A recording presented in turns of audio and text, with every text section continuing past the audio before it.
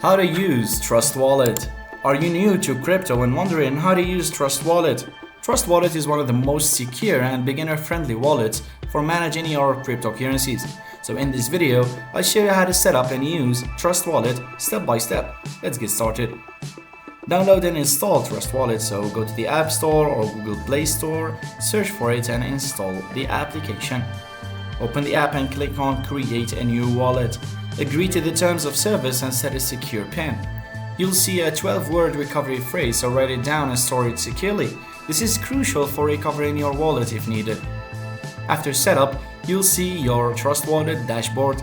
The dashboard shows multiple cryptocurrencies, balances, and wallet features. Click on the plus icon to add specific coins or tokens to your wallet display.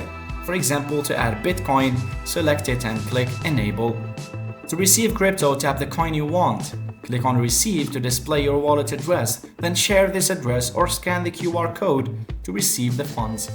Tap the coin you wish to send and click Send. Enter the recipient's wallet address and the amount, then confirm the transaction. So these are the two ways to deposit and to send cryptocurrency. Let's explore the apps and stacking. Trust Wallet supports decentralized apps, which are often called D-apps.